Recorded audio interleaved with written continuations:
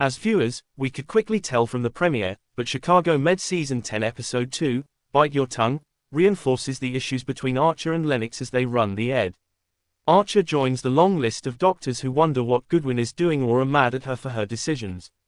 As exciting as it can be to see new doctors, the harsh reality of the hospital is that many employees are losing their jobs.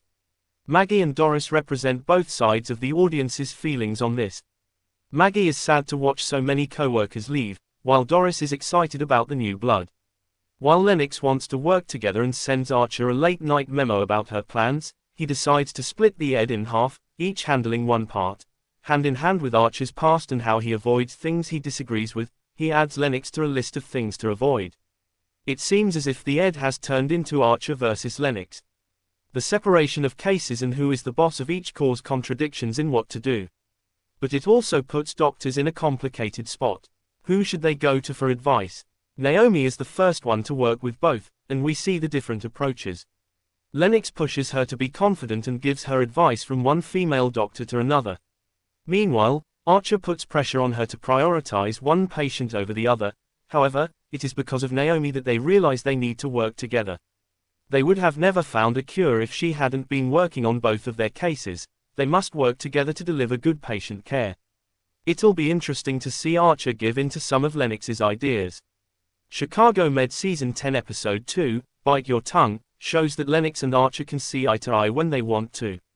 It is perfect that they do so when defending a boundary-pushing Dr. Even though we're used to and tired of doctors who push boundaries, at times for no reason. Frost asks for permission before doing so. It is because of this that Archer doesn't hesitate to defend him when he gets in trouble. Truthfully, as viewers, we must side with Frost on this occasion. There were times when these kinds of doctors became annoying. Zola is the best example of that, and that's why her exit didn't hurt.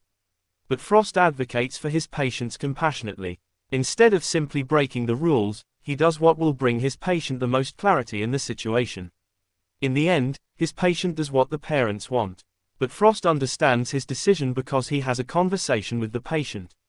Unlike Zola and other rebel doctors, Frost takes the time to listen to his patients beyond what medicine is telling him. Raise your hand if you feel personally victimized by Ripley's story. Since he joined Chicago Med, it's felt like we've been going in circles. He's good, he's bad, and back and forth between the two. It's also become tiring to have storylines in which the doctors are about to jeopardize their careers. We had enough of that with Halstead. Nevertheless, two things must be highlighted. The first one is when Charles finally admits that he cares about Ripley because he feels that he failed him in the past. This conversation with Goodwin is a step in the right direction and shows how far Ripley has come. The second is that Ripley is willing to sacrifice everything he's worked for to keep his friend safe. This storyline brings trouble to paradise once more as Asher pushes Ripley's friend to tell the truth.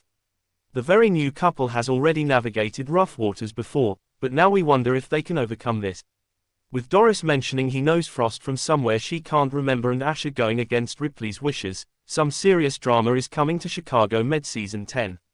As boring as some storylines can be, the show does a great job of keeping fans on their toes, wondering what could happen.